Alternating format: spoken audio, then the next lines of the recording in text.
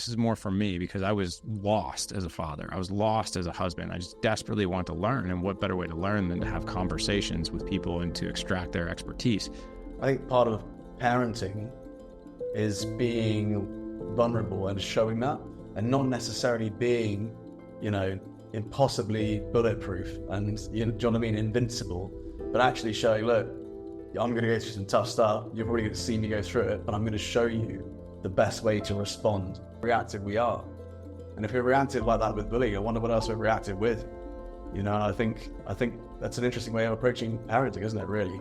We can remove reactivity as much as possible and try and be more proactive.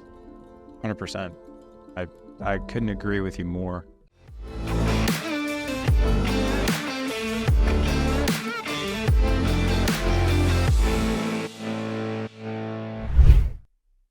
How's it going? Hey, Larry. How are you? It's morning, isn't it, where you are? Yeah, it is. And where are you at? Are you in the UK? I'm in Dubai. So I've lived in Dubai for the last 5 years now. Yeah. Oh, wow. That's super cool. It's so funny, man. I've got a client in Dubai. Oh, really? Yeah. You know what I know, or? No, his name's Darren. He's actually originally from the UK. Okay. And then he moved to Dubai for work. Probably about the same time you did, but he's been there about 5 years now. Interesting. What does he do? It's a great question. He works in IT. I cannot remember the company he works for, but yeah. Yeah, I work with about 1,500 families in Dubai. So we've got a lot of dads. So if he's a dad, he's a British dad, there's a good chance I might know him. Yeah. Whereabouts in America are you calling in from? So I live in St. Louis, which if you look at the United States, it's like literally right dead in the middle. So we get all 4 seasons. We get we get all 4 seasons. It can be 70 degrees one day and then freezing the next. So just depending on what season we're in. We get one season over here, and it's like hot and then slightly colder, slightly less hot. Yeah. So thanks for joining me, man. Oh, my pleasure. My pleasure. Thanks for having me. I want to look at your first of all, your background looks awesome. Thank you. Like, what a setup. Thank you. Is that a light which shines the logo in the background, or? Yeah. It's I'll show you. So there are lights like literally behind that shield. Man, that's cool. And just the logo on the other side, the big white circle, is that? No, that's actually just part of the wrap, actually. So awesome. Oh, looks great. Very, very nice. Thank you. Yeah, so I've seen your content. It looks great. And I reached out to my assistant, Sarah, and I said, reach out to Larry. I'm sure he's very busy, but it'd be amazing to have a chat with him. A lot of stuff you talk about resonates a lot. Yeah. We work with a lot of families. I work with 5,000 families around the world, and through like martial arts organization. So we're a character development organization that uses martial arts to develop character in young people. So within that, we've got about 1,500 students in Dubai, about 1,000 in the UK. But I've got a charity that sponsors about 3,000 orphans in slums, developing countries in India, Nepal, Sri Lanka, and Kenya, and soon Uganda as well. So that's what we're up to. A lot of the kind of issues and challenges I see with families, it resonated a lot of the things you were saying. And so I think it'd be a really interesting chat, especially with some of the stuff within your organization, the Dad Edge, Mastermind, and so on. I think that's a really, really clever concept. So we can talk about that as well, like towards the end. I love it. Thank you. Yeah.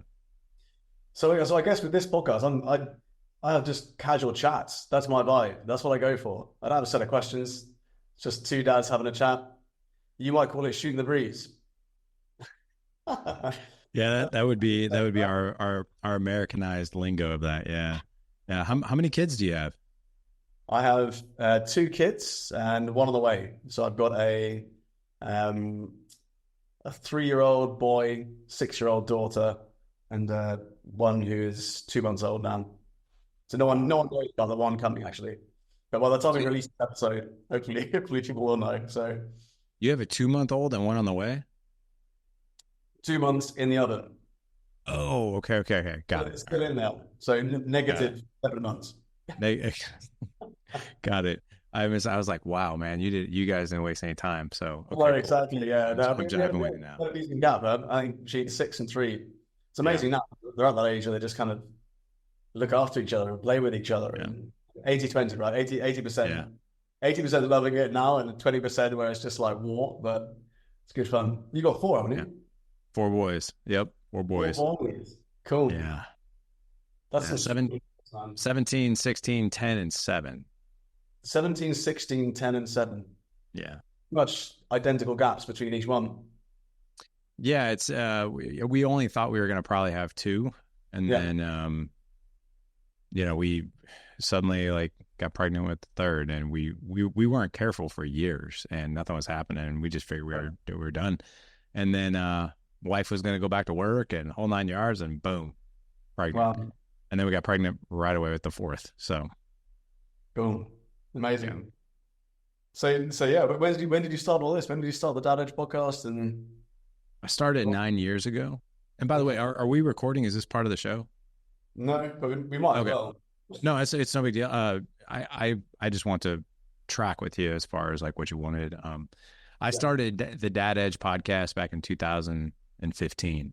Okay. Cool. And yeah, it was. I joke about it a lot because the thing is that the reason I started the podcast, the interesting thing is I never started Dad Edge for a following. That was never the goal. That was like never the intent. I know a lot of people who are influencers or coaches or in the space, that's like they're going full steam at it. And I didn't. I mean, mine was, I kind of did things backwards. I did the podcast solely because I really just wanted like my own library for myself, of content and lessons, that I could use. Right. And I figured, I like, hey, if I can launch this as a podcast and help a few other people, I like literally, I was like, maybe there's like 100 people who listen. I don't know.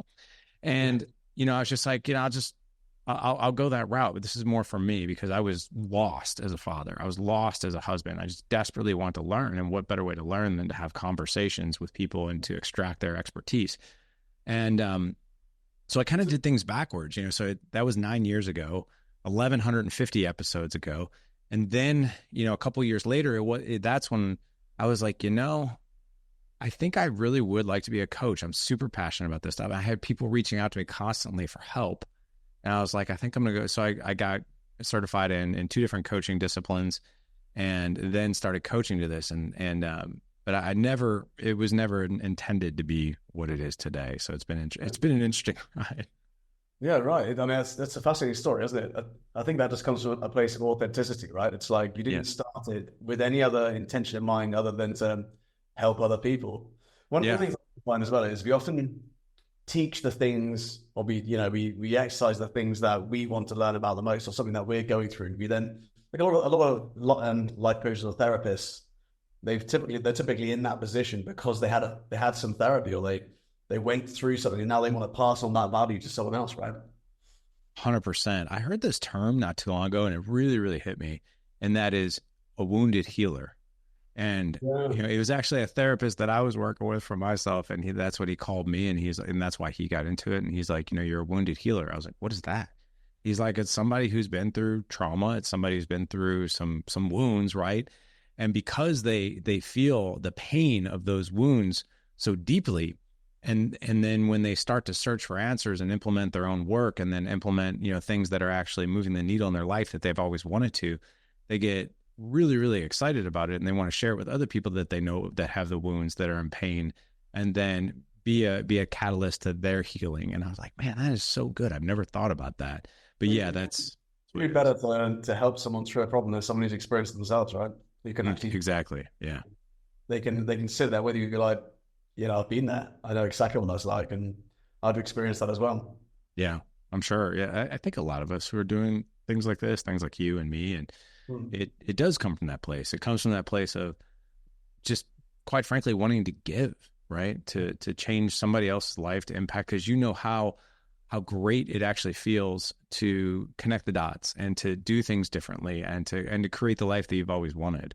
And to be able to give that to somebody else, is huge. And the other thing too, that's a very selfless thing to do, but also from a selfish place, there's something really radical that happens when you're teaching, right? Because whatever it is that we're learning, when we teach it back to somebody, we get to learn it all over again. So we're constantly learning, constantly mastering, constantly re-engaging those lessons that we have learned, right? And that we can implement. So true. I love that aspect of leadership as well. So we teach I've written a book called The Warrior Method, which is a 4-step methodology, and it covers community, inspire, challenge, lead. And we teach that across all our students. That leadership aspect, every single student in all of our classes has to teach a class. So from their first ever class, a 4-year-old white belt, they've got to come to the front and teach for 1 minute. And we just build on that every time. And it's amazing how not only does that teach them about social skills, about speaking, public speaking, and regulating their emotions, handling pressure, all this sort of stuff.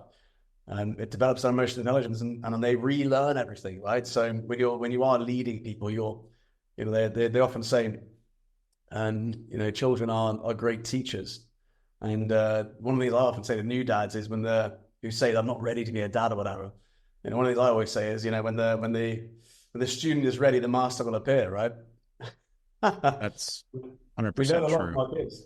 We do.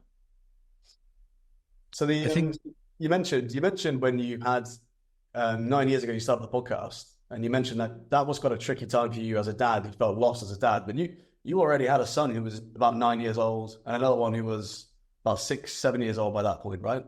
Maybe 3. Yeah. And the movement, my whole journey with this actually started when my oldest was 6. So it had happened about 3 years earlier to that. And then my youngest at the time was 4. And, I wish I could tell you it started with like this incredible, inspiring, beautiful moment, but it was one of the darkest moments that I had. Happy to share that with you if you like. Yeah, absolutely. If you have to. Yeah. So I think, I'll share this with you. This whole journey, this whole thing that I'm doing, it didn't start, in 2011. It started when I was 4. And I'll share with you what happened. So my mom and biological father were married super young. I mean, not super young. I mean, they were 21. And, they were kids. They were just trying to figure things out. Well, 4 years later, they got pregnant with me. And about a year after that, or 9 months to a year, my mom and dad split up. They got divorced. And it was a really ugly, bitter divorce. I don't even really know all the details. I just know that there was some infidelity. There was a lot of things that happened. It was a very toxic relationship. And they split up. And my dad left. And I have zero recollection of my father growing up when I was younger. In fact, I don't even remember the video camera of memories and things that I remember turning on until I was about 4. And I distinctly remember when I was 4, I was in preschool. I remember dads coming to pick their kids up from school, and I knew what a dad was. And I just knew I didn't have one, but I didn't really care. It didn't really affect me because my interpretation, even though I never said it out loud, was moms go out and they find dads, right? And my mom just hadn't found my dad yet. And that was fine. Like I magically appeared, she hadn't found him. So what else would you expect, right? That was your right. So exactly. So it was just her and I. And I'll never forget the very first time she actually brought a guy home. And I guess she'd been dating him for a while. I'll never forget this. She's like, hey, I'm having a very special friend over for dinner tonight, and I really want you to meet him. And I heard the word him, and I was like, I guess she found him. I guess she found the dad, right? And I didn't say anything to her out loud. That's the thing that registered for me. I'll never forget being 4. This guy walks in my house. He's wearing a 3-piece suit. He was a white-collar data software engineer. And if you can kind of picture this, he was carrying a briefcase. There were no iPads back then. Double Windsor tie, 3-piece suit, trench coat, handlebar mustache, feathered hair. 1979, this guy comes walking in my house. I'll never forget, like, looking up at him and feeling this sense of like, there's a man in my home. Like there's like a masculine presence in my house. It was a very different feeling than being in there with my mom. I can't describe it other than that. And I'll never forget her introducing me to him. And I shook his hand, and with these bright eyes and this huge smile, my next words were, are you going to be my dad? Wow. Like, that was the first thing I laid on this dude. And I'll never forget my mom. I think she gasped, and he just kind of like awkwardly laughed. But here's the thing. I think my mom took that as a sign. She got married to him 6 months later. And I think desperately she wanted to love him. I think that she wanted this family to work out. But I don't think she truly loved him. I think she more or less loved the idea. And when you marry somebody with that type of foundation, it's not probably going to work out well unless you learn some skills or you grow together in some way. But they grew apart, and the more time they were together, they were together for 6 years. It just got worse and worse and worse with every single year that he was around. He drank a lot. He would hit me a lot. He'd hit my mom a lot. Like, he was very abusive, and it was not good. I'll never forget being 10 and he left and they got divorced. And there was a part of me that was just like, God, this really sucks. I just lost my dad. My last name is my last name because he adopted me. So it's not even really my birth name. So I didn't know it really any better. So I was relieved that there was going to be no more fighting, no more beatings, like no more drunk outbursts and that kind of thing. But I was also like, man, this sucks. Like, what now? But at that point in time, I knew about the birds and the bees. And I started asking my mom, like, wait a second. Like, this dude came around when I was 4. Like, where did I come from? And that's when she laid it on me when I was 10. She's like, I was actually married before. You have a dad out there. And I'm like, what? She's like, yeah, we were married for 4 years. I was like, I had no idea, man. I was like, where is he? What's his name? What does he look like? Right. So she shared all that information with me. Well, here I was kind of floundering. My mom was dating. 2 years go by. When I'm 12, I met my biological father. And it was it was not planned. It was by mistake. It was a serendipitous moment. And it turns out the guy lived 2 miles from us growing up. I had no idea. And I don't know if my mom knew that. Wow. And so until you were 10 years old, you lived within 2 miles away from each other the whole time? I think so. I think so. I don't know if my mom knew that or not. She might have. She didn't tell me that she knew, but I ran into him. So 12 years old, and we have this relationship. And dude, I immediately, man, like, he was remarried at the time, had been remarried for a handful of years, 2-year-old son. His wife was pregnant with their second. And I just remember, man, like, I was so happy to have my dad back in my life. Like, I would look at him and be like, oh my God, I kind of like look like this guy. Right. And like, this is like my dad. I immediately started calling him dad. He would hang out with me. I'd see him once a week or so. He'd come to my little league baseball games, my little league basketball games, and it was awkward and it was weird, but it was also like fulfilling to some degree. Right. But I'll never forget, it was about 6 months into our relationship, and I just started hearing from him less and less and less and less. Like, the phone calls were less, often. And even the time that I was around him, it felt stressful and it felt strained, and I couldn't pinpoint it. But here's what I'll tell you, now being 48 years old, now if I can describe what it felt like, imagine, a time you've been dating a woman and she's not into you anymore, but she hasn't told you yet. But it's coming. That was the feeling that I got. And I'll never forget being 12 and I pick up the phone and I called him and I'm like, hey, like, what's going on, man? Like, I don't, something doesn't feel right.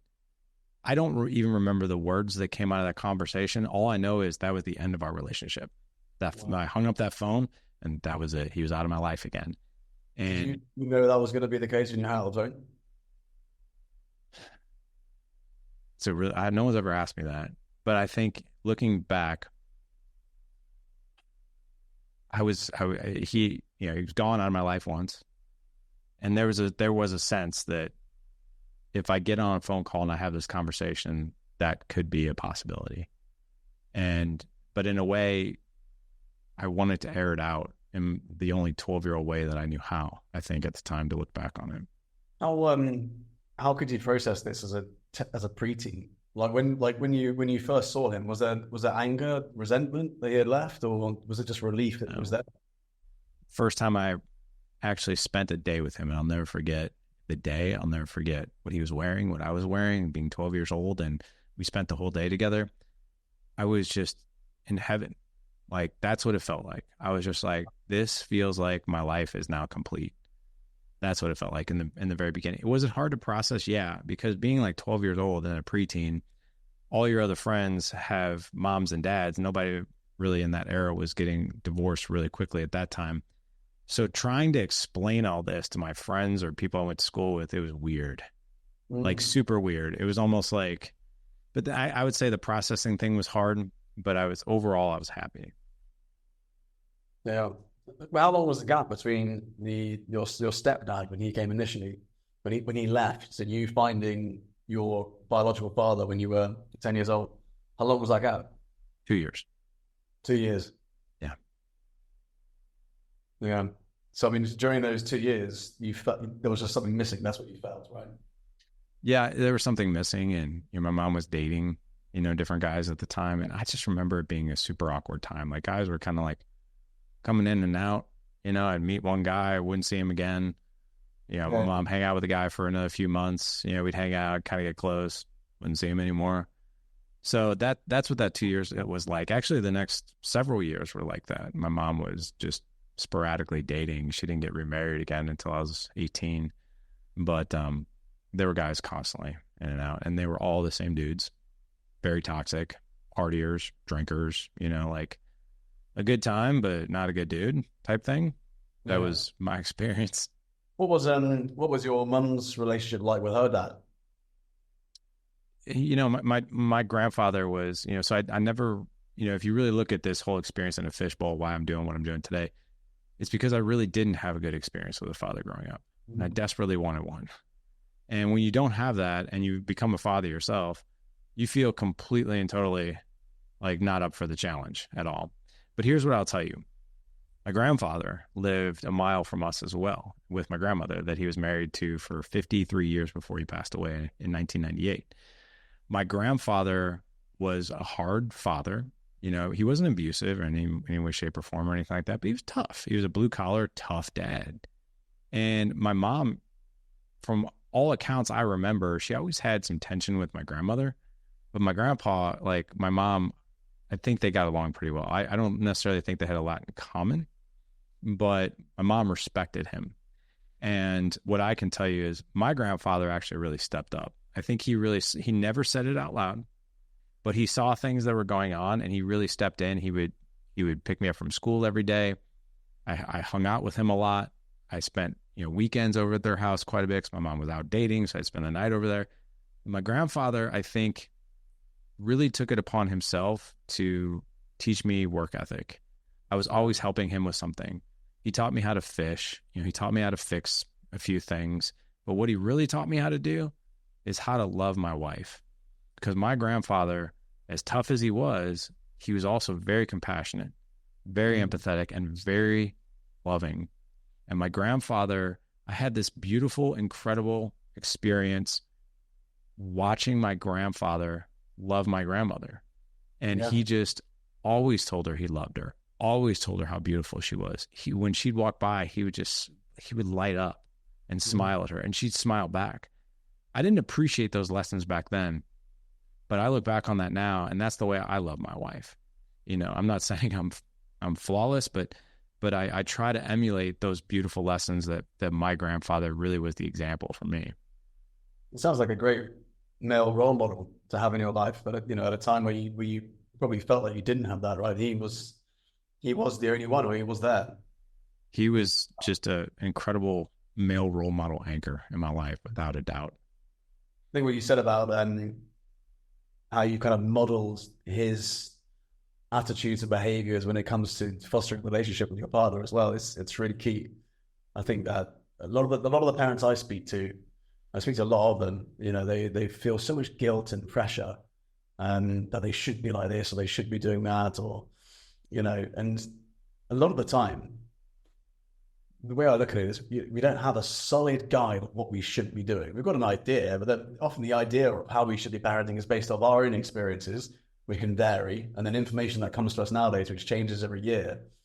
And so often what I say to parents is, look, at the end of the day, if you want to be a good parent, you want to raise good kids, all you really have to do is be a good person. And if you focus on being a good person with a strong character, with strong values and a moral compass, then your kids pick up on that and they copy that, right? And actually, there's something quite relieving about that as a parent, that you don't need to have all the answers. You just got to have the right intention, have a pure intention of what you're doing, and work towards what you feel is the right outcome as much as you can. And I think that's a great example of how modeling behavior is actually a very simple thing, right? It's not so much what you say, it's what you do in front of your kids, how you treat other people, speak to other people, how you speak to your partner. And I often say to my wife, look, the way in which I speak to you as my wife is the way in which my son's going to speak to his wife. the way in which I speak to you or treat you is the way in which, my daughter is going to be expected and or is going to expect her husband to treat her. And, the way in which I treat my daughter is how she's going to expect to be treated by other guys. And so it's less about what we say. Do you know what I mean?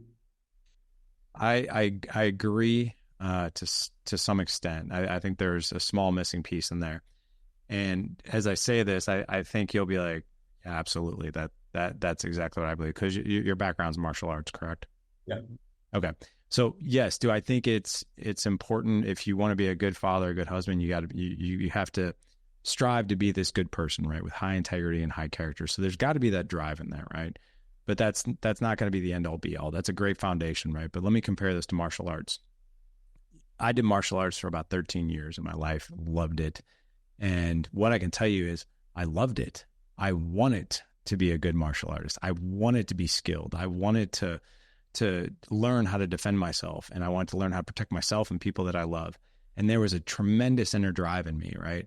Now, the gap between that tremendous inner drive and bringing that reality to life were the skills that I had to learn to do that. So I challenge everyone to be like, well, I'm a good guy, so I'm a good father. Maybe, right? It's good that you have that drive that you want to be a good father, but in order for us to execute, and even in our marriages, the same thing with being a husband, anything we do well, there are tactical skills that we learn to do it well. So like, for instance, if you and I were to get into, if you and I were to go into the ring, right? And I knew nothing and you knew a lot, but I really wanted to be a good martial artist. And I was striving to be a good martial artist. And I really wanted to, but I didn't know the skills. You would pummel me. You would absolutely decimate me, probably within a matter of seconds. Now, take that in consideration, take that drive, take that motivation. And then I go learn. I go learn under an instructor for 2 years. Well, now I know what to do. I know when to do it. I still might get pummeled, but it'll probably be the fight will be longer. You won't get nearly as many punches in or kicks in or whatever. I'll be able to defend myself. I'll be able to do it with confidence. I'll also be able to be more calm when I'm in situations with my opponent or with you, right? And I think that's one of the biggest missing ingredients that most people, most even couples, don't realize. So like, for instance, everyone who walks down the aisle, I think to some degree, loves that other person, right? I love her. She loves me. I think we can do life together. I really want to do this and I really want to do it well. And then over time, what happens is that feeling starts to dissipate just a little bit. And especially if you aren't doing any type of learning and you're not growing and you don't know how to communicate with your wife. You don't know how to make her feel seen, heard, and safe, which by the way are her 3 basic needs within a relationship. You don't know how to reflect back to her. You don't know how to use empathy. All of these things that are so important for a highly functional relationship that has intimacy, that has communication, that has passion and love. And studies have shown over and over again, if you look at John Gottman and all his work, 15% of married couples can actually identify their relationship as happy. That's it. So that means 1.5 couples, 1.5 couples that walk down the aisle out of 10 actually are identifying their relationship as working. And here's the common denominator. The common denominator between the marriage successes and the disasters is exactly that gap of the skills and the growing together and knowing what to do, when to do it. Yeah. It's never enough to just pursue like, I want good and I want to be this type of person with character and integrity. Well, you got to put the pieces together to be able to do that and build that. Well, I think the character traits and the values, they're the foundation, right? Like, so you're going down the aisle because of that concept of love, which is a value foundation. From that, you then upskill, right? And you use that energy to pour yourself into becoming a better dad by learning these things, or a better husband by learning these things. But I totally agree with you that a lot of them don't do any of that. And so they're in this situation where they can't be bothered to pick up new skills or to learn.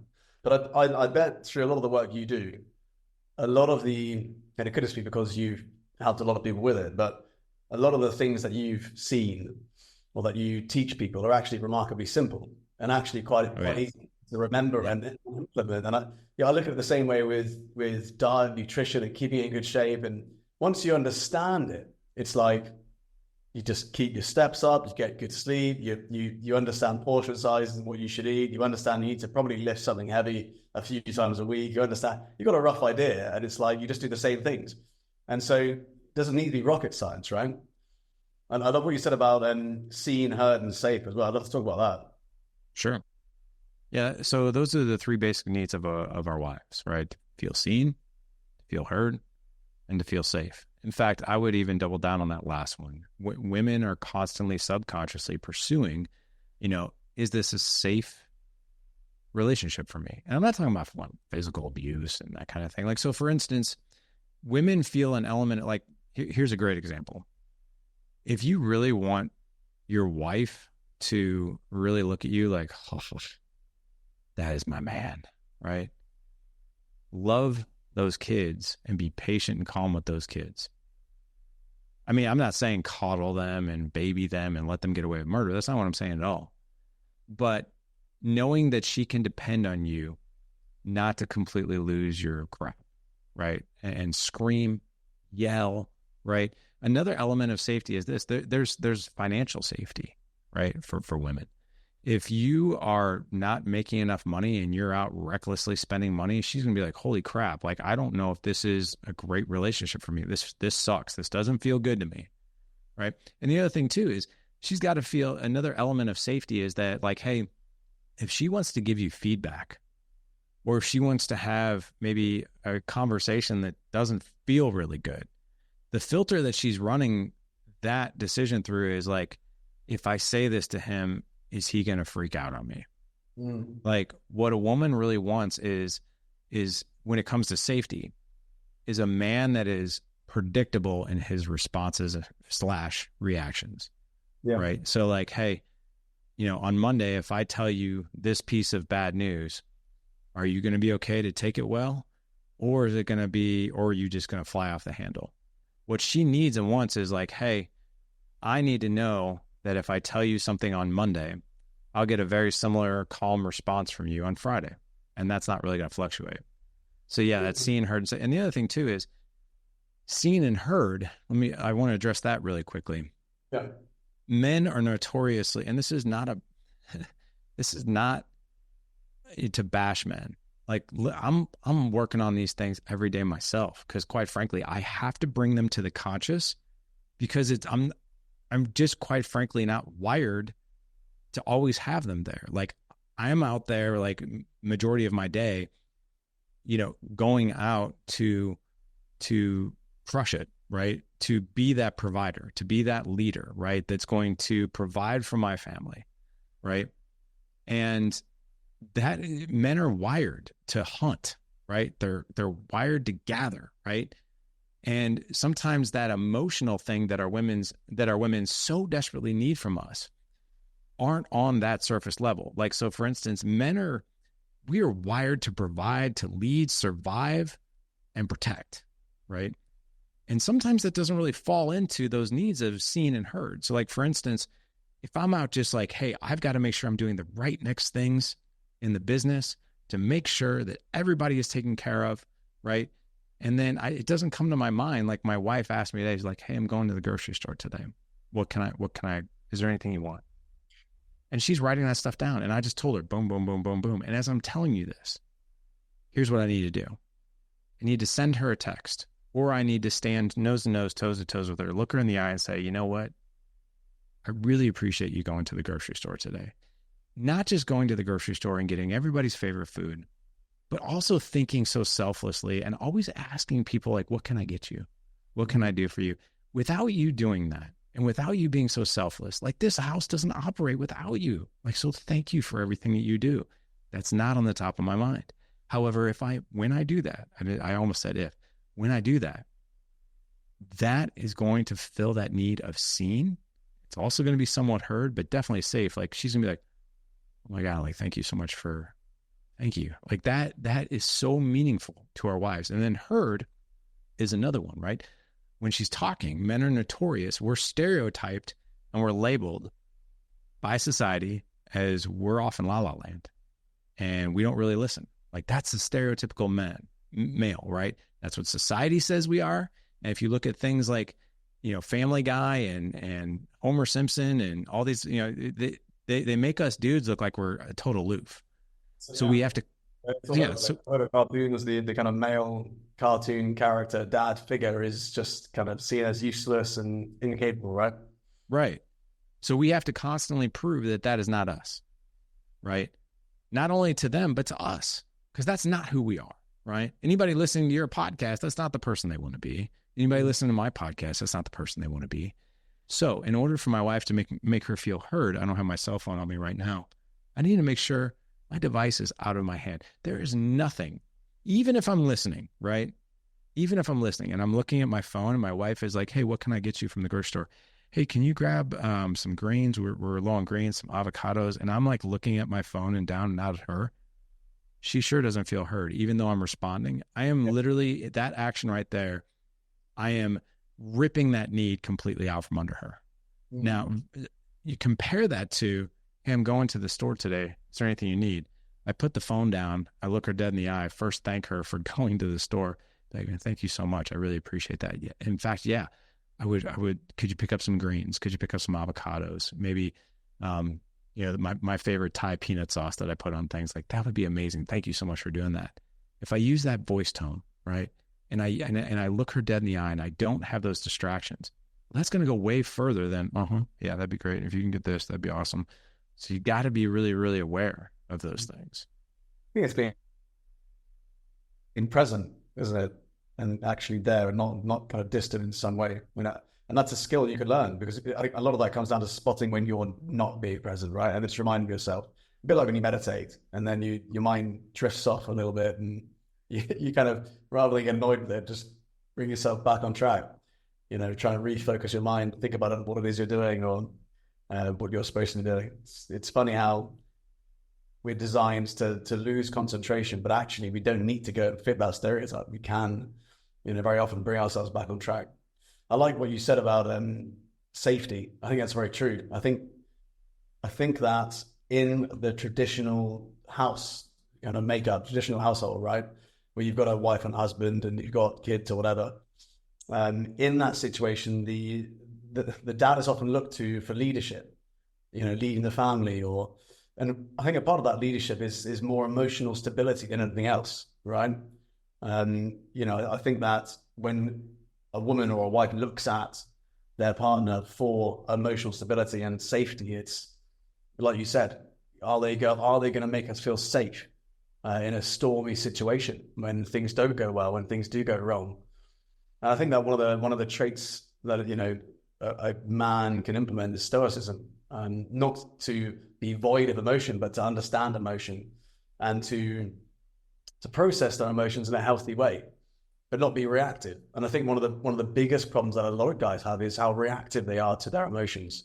And suddenly that's not a masculine trait at all. It's just actually a trait that a human being hasn't developed and understood as they've grown up, right? We often say to our kids, they need to snap out of it, they need to grow up, or they need to, stop crying, or whatever. You hear this stuff all the time, right? And it's like, well, at that age, they don't understand. They can't easily,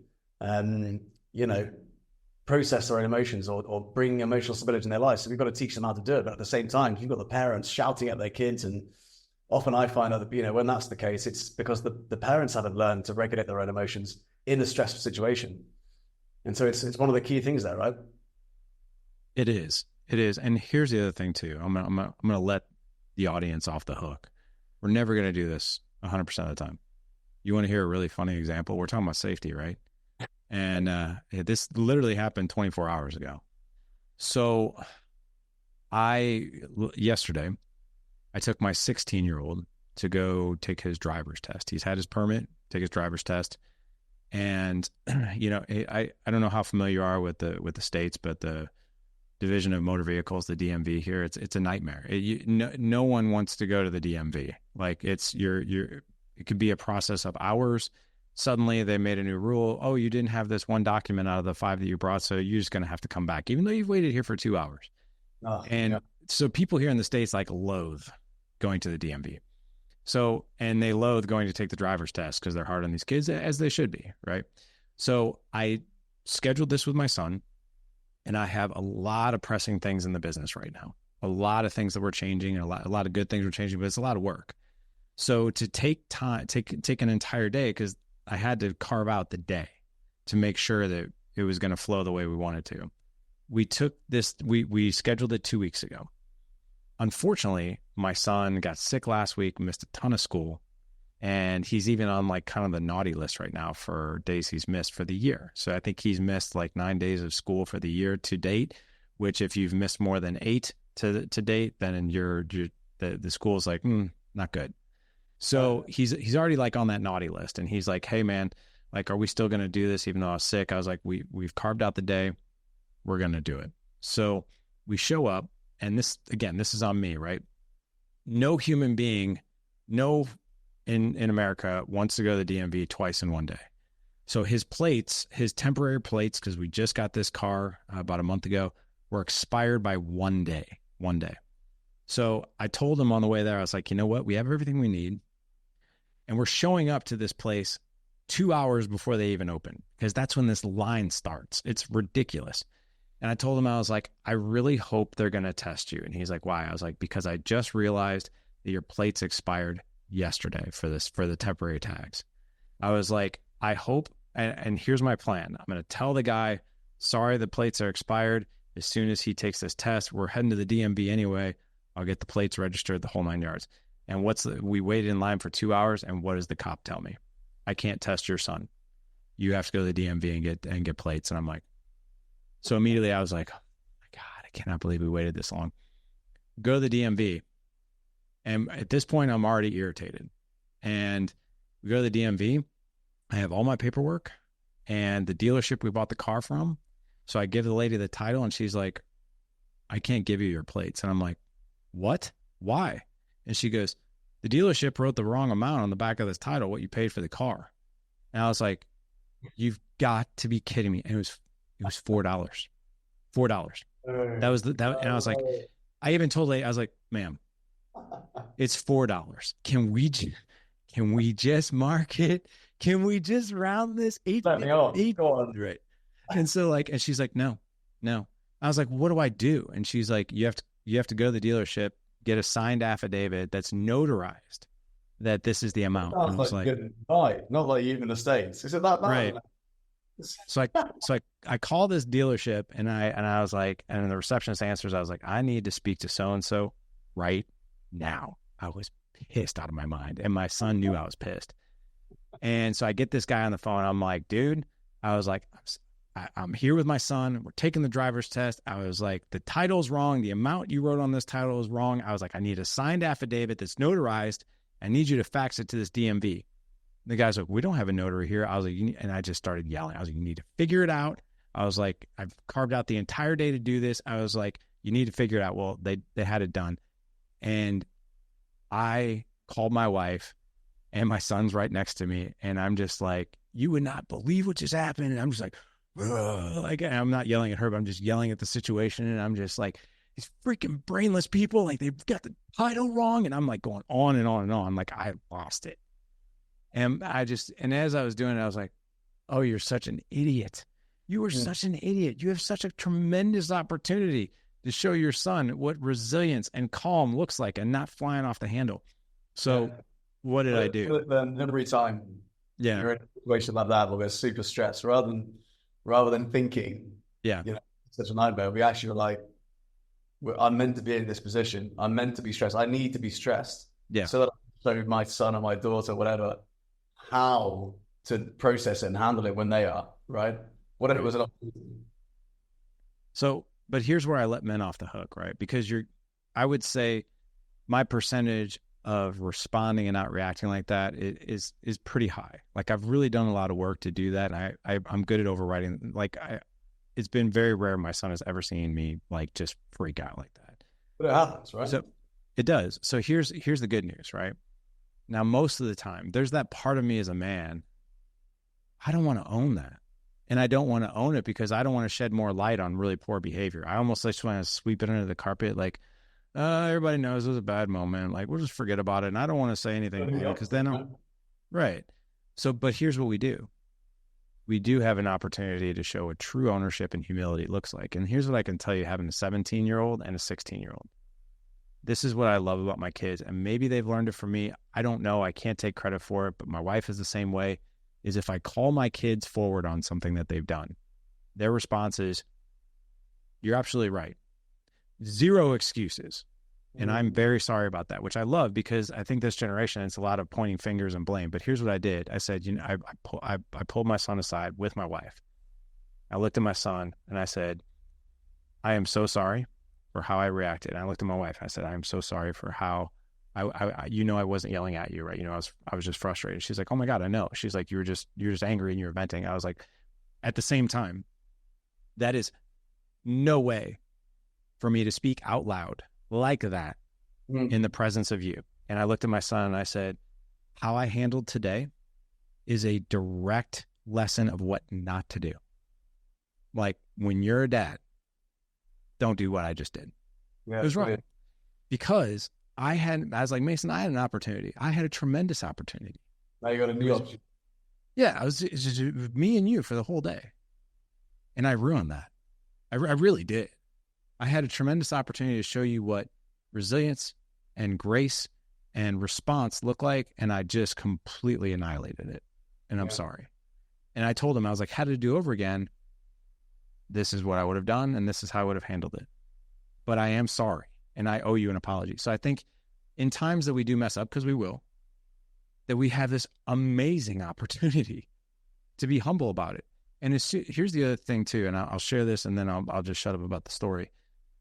As soon as we shine a light on something that we've done that we feel shame, we feel guilt, right? As soon as we bring it to the present, bring it into the light, we actually take away its power.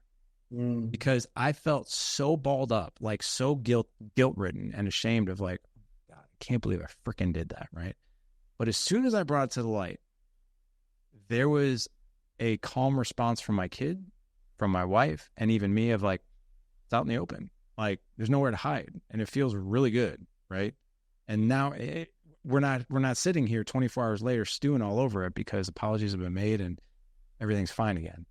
But you have to bring things to the light that you're ashamed of. Be willing to apologize. It's really okay. It's actually a good thing.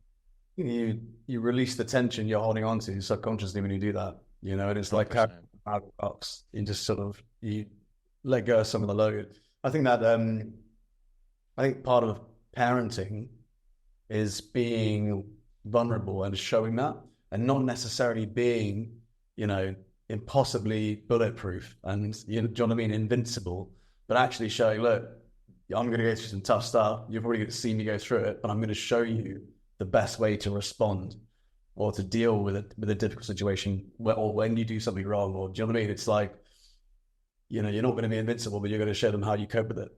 And I think that's how it's to regulate pressure. And I feel like I think pressure's got such a bad rap these days.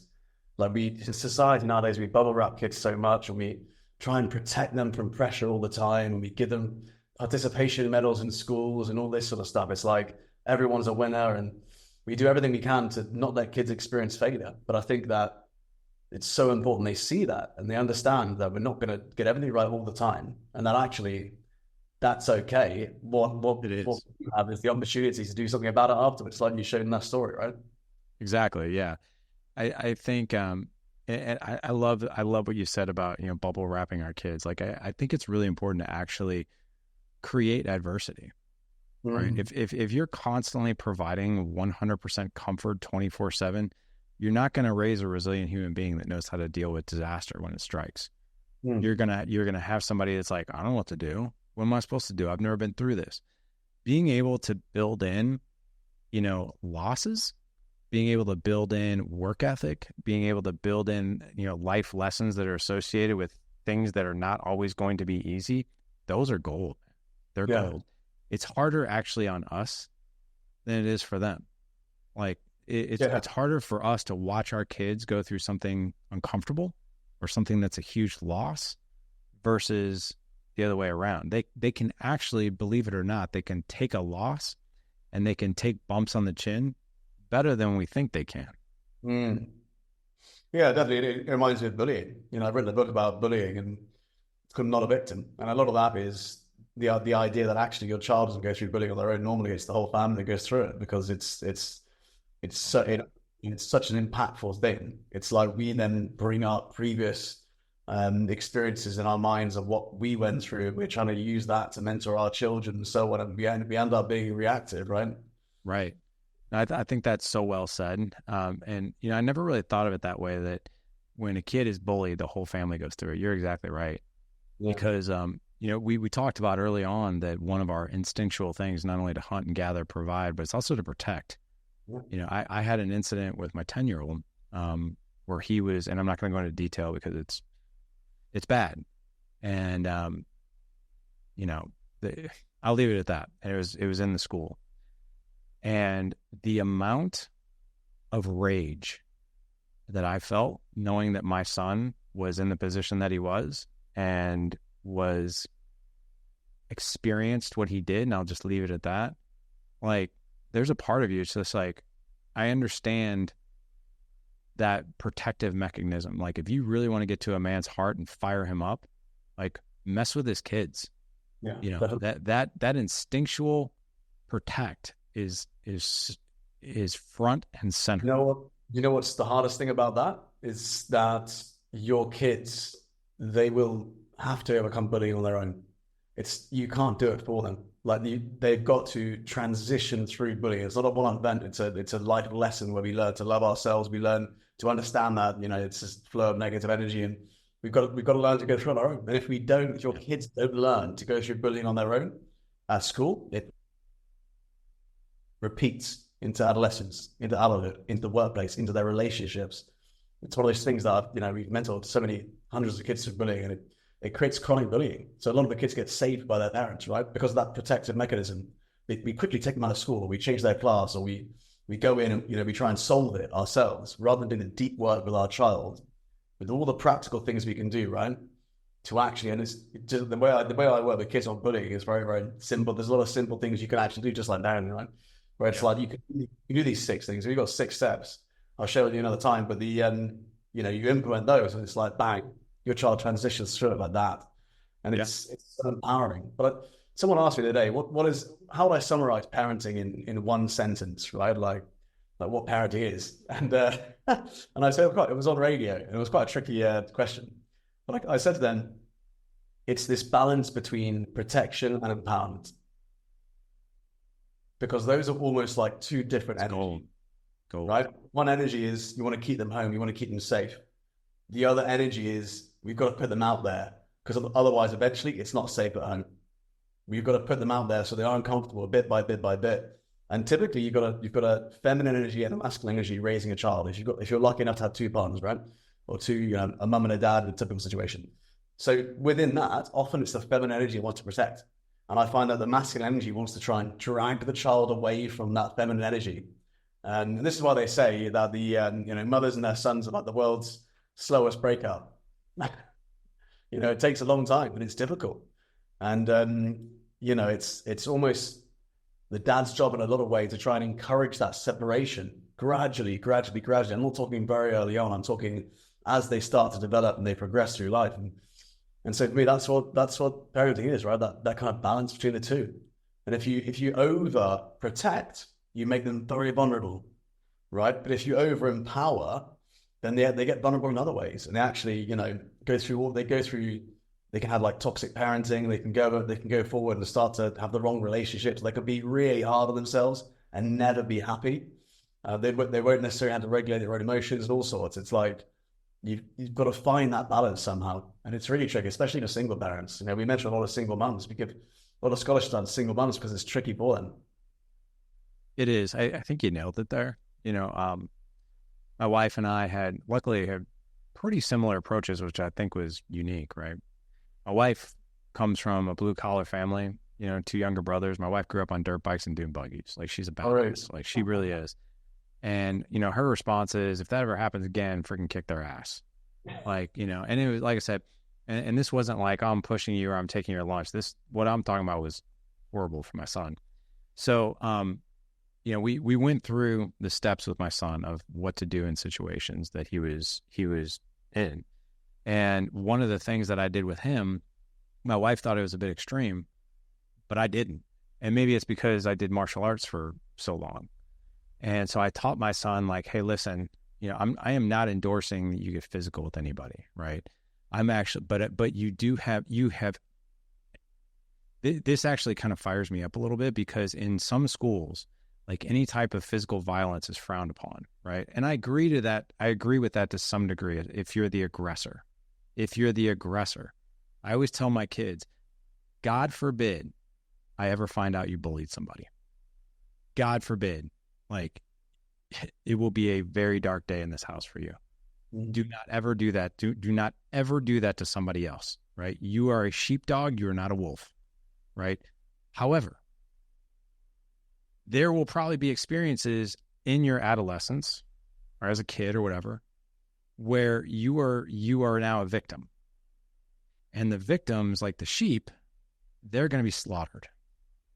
The sheepdog will protect himself and the others around him, and don't ever start anything. But if you ever feel threatened by someone, they're coming at you with their words or with their physicality, you have every single right to defend yourself and protect yourself at all costs. I'm not saying you do anything drastic, but sometimes you have to send a message. Don't mess with me. Yeah. And my son's response to that is, well, I could get in trouble. I was like, you let me handle that part of it. Yeah. I was like, if you're on the wrong, that's a different story. But if you're protecting yourself, that's different. So here's what I did with my son. I taught him a few things to protect himself. I took it to an extreme of, like, I remember I was bullied relentlessly in junior high, horribly. I never had a dad or anybody else teach me how to protect myself. And the first time I actually threw a punch, I had no clue what I was doing. I didn't even know if I was going to land it. And it was crippling to actually protect myself, because I was just like, I don't know how. What if I hurt that person so much, or what if I piss them off so much they're going to hurt me worse?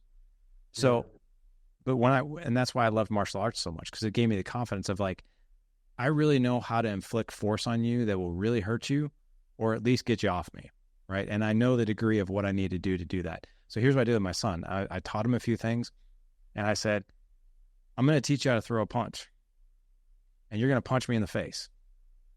And I let him have like 4, 5, 6 licks in my face, as hard as he wanted. Really? My wife was like, what are you doing? He's 10. Okay. And but I took him through this when he was 8, so he's a little smaller. And but I let him go. Again, I'm not. Yeah, but I let him go. And I was and he's like, why? And I was like, because the first time you throw a punch shouldn't be the first time you throw a punch. The first time you throw a punch is you've had a few reps and you know what to do and you know what it feels like. I was like, so I want you to do that to me. And he did it. It didn't hurt. It was fine. Yeah. I mean, I took way harder hits when I did martial arts. He got me one in the nose. I was like, oh, that was a good one, man. My eyes are watering. But I wanted him to feel what it felt like to actually connect with somebody else's face with his bare fist, because you might have to do that. And I didn't want him to guess, like, what do I do? So, yeah, I took. Wow. Do you know what? I've never heard that approach, but I can see that working. In other ways. It's funny because we're often asked, as a martial arts organization, right, should my child hit back and all this sort of stuff? And it's tricky for us, because in some ways, if they're being attacked physically, they should defend themselves. But we can't publicly say that, really, because then we might be seen to be encouraging violence, all this sort of stuff. But the bottom line for me is, when you teach a child martial arts and they feel confident in defending themselves, suddenly, out of nowhere, they seem to be less of a target. Isn't that interesting? And the reality there is they've got this air of confidence. It's not about, the attacker doesn't necessarily bully, doesn't necessarily know that they are yellow belt, black belt, whatever it is, right? It's like they know that this person seems confident. And so there are so many things you can do with young people that improve their nonverbal communication, that improve their body language, that improve how they walk into a room, the eye contact they've got, how they feel about themselves, right? How empowered they feel. And suddenly the chances of them being seen as vulnerable and thereby being attacked, just drastically reduce. And so, for me, it's fascinating when we bring the lessons of martial arts, but we also apply general psychology into what we're doing. We're able to help the kids transition through bullying very, very quickly. But the biggest mistake parents make is they're reactive, right? Like we don't prepare our kids for bullying. And the way I see it is, if you teach your child to cross the road, you'll be like, right, there's the zebra crossing, pedestrian crossing, right? You go out there, you look left and right, you look for the driver, and then once you get eye contact, then you cross. We don't do that with bullying, but we know statistically your child's more likely to be bullied than not. We know that your child will likely go to school and get bullied, or the workplace and get bullied. At some point in their life, they're going to have to go through it. But we don't teach them the basic skills of awareness, of understanding, of what to say, of the things they can do to avoid it entirely. So instead of being reactive, when we're reactive, what most parents do is they then act in a high, kind of stressful way. And of course, we know that when our emotions go up and our stress level increases, our IQ drops, right? So, we know this, the science backs this up. It's like, it's very difficult for us to think clearly when we are dealing with what's probably the most emotional thing a parent can deal with, which is their child going through bullying. And so we're suddenly in this situation where we think reactively. Let me go speak to the other parent right now and knock on their door and speak to them, or I'm going to go to the school and do this or whatever, right? Rather than taking our time years ago or weeks ago or months ago and saying, look, these are the skills you need to face that when it comes. It's amazing to me just how reactive we are. And if we're reactive like that with bullying, I wonder what else we're reactive with. I think that's an interesting way of approaching parenting, isn't it, really? We can remove reactivity as much as possible and try and be more proactive. 100%. I couldn't agree with you more. And I think there's something to be said about what you're talking about with the confidence, the energy, right? I really think human beings can smell blood in the water just by body language, right? Yeah. Just by the way we carry ourselves. And if our kids are walking around with more or less low confidence, low self-esteem, maybe victim, well, you're going to be a target and you don't have to say a word. They can just see it. And that was my thing. I was a fat, overweight, not confident kid. And I was a target with a bullseye on my rear end. And if anything, right, I think our kids can learn just, if we can teach them how to be confident. How do you be confident? You don't give them a challenge-free life, right? You give them wins and things that they can overcome, things that they can accomplish. You give them resistance and obstacles to overcome, right? And the other thing too is I never think it's a bad idea, as long as the kid has a good head on his shoulders, that every human being walking the planet has a right to defend themselves against evil, right? But if we don't know how, that's a different story. And I think it becomes a domino effect of like, if this person doesn't know how, I can sense it and I can probably see it. It's like blood in the water. And if so, I'm going to mess with them, which makes that problem even worse. I think we can actually prevent a lot of issues just by teaching our kids to be more confident, how to carry themselves. Brilliant advice. Totally agree with you. And actually, it's remarkably simple to do. We think that it's this, character development and developing confidence we see as this big gray area. Where do we start? How does it work? And it's only when you've done it for so many hundreds or thousands of kids, you actually realize, it all follows the same steps, the same systems. And it's very easy to pick up on the kind of nuances, the small little things that actually just make the world of difference, right? And I don't want to take up a lot of your time. It'd be great to talk about the Dad Edge Mastermind, and we've obviously spoken about your podcast. And your podcast started, not did you say 9 years ago? Yes. Yeah. Amazing. And I mean, you've had some incredible guests on your podcast. Who have been some of your most interesting guests? I swear I saw Matthew McConaughey on there. Yeah, Matthew McConaughey has been on. John Bernthal. Friend of yours or friend of mine? I wouldn't call him friend. Matthew, that's incredible, isn't it? We just asked, we send over, our stats and, where the podcast is ranked and that kind of thing. And his publicist was like, yeah, great. And it was literally like, I was shocked it was that easy. I've had John Bernthal, who is known as the Punisher. I've had Kirk Cameron, John Cooper from Skillet, Greg Olson, who's former NFL guy. We've had all kinds of amazing guests. I think, and to date, we've had 34 Navy SEALs / special operators. But yeah, I would say One of my most fascinating, I think, interviews from a celebrity standpoint was Sean Patrick Flannery, who played in Powder back in the 90s. He's been in over 50 different films. He was like young Indiana Jones in the TV series. He was just in Nefarious, which was a really fascinating movie. That's why I wanted to interview him. But he's a big time martial artist as well. He's a fourth degree black belt in jiu-jitsu. He's been doing it for 20 years. And he's got 2 boys that wrestle, and he is about as real as they come. I mean, like literally when I interviewed him, I expected 45 minutes. It was an hour and a half.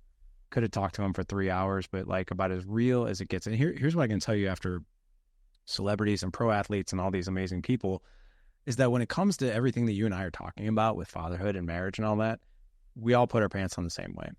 Like literally.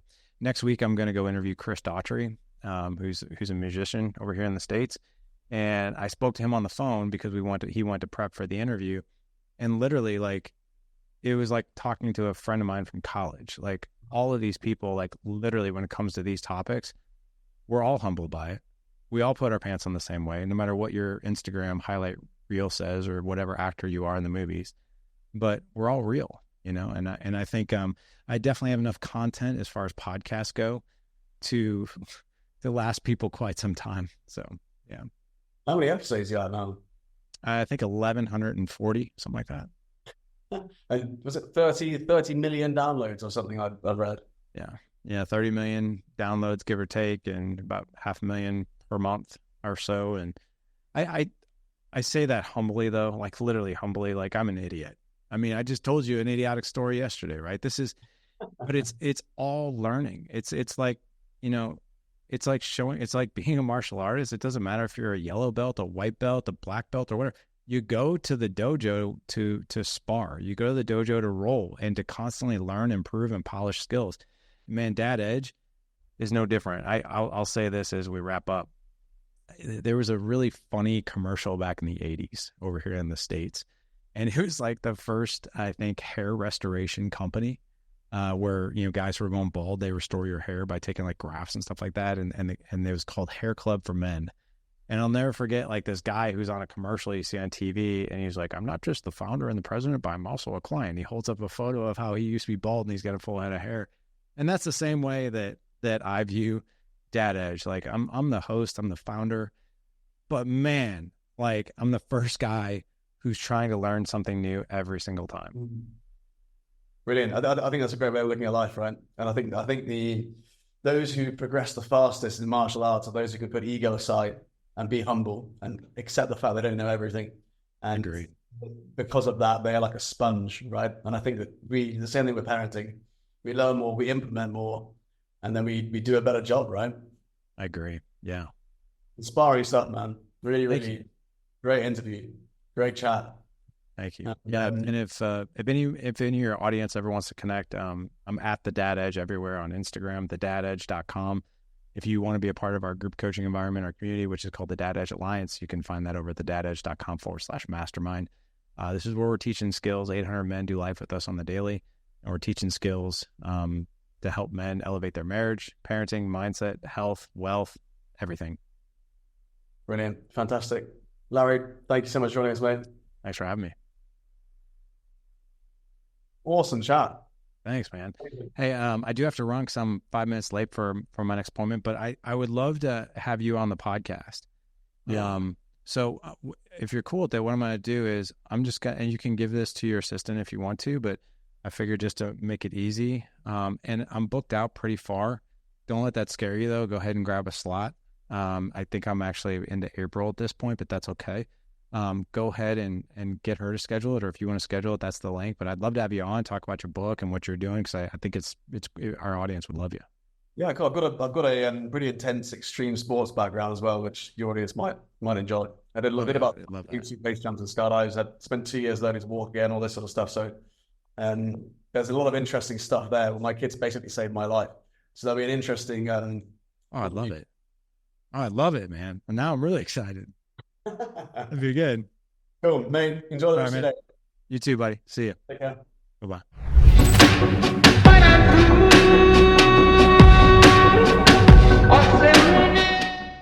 I really hope you enjoyed today's Warrior Academy podcast episode.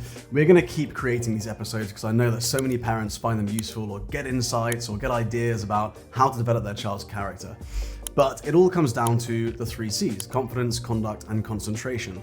So if you want to get a deep insight into the levels of confidence your child has, the level of concentration they have, or the level of conduct they have, so that you can actually put a score next to it and then work towards increasing those scores like we do in the Warrior Academy, then I'd love to invite you to fill in the Breakthrough Area Assessment. It takes about 5 minutes of your time, and you will get a personalized PDF report on your child's 3 C's. To access the Breakthrough Area Assessment and find out your child's 3 C's score, all you need to do is go to www.breakthrougharea.com.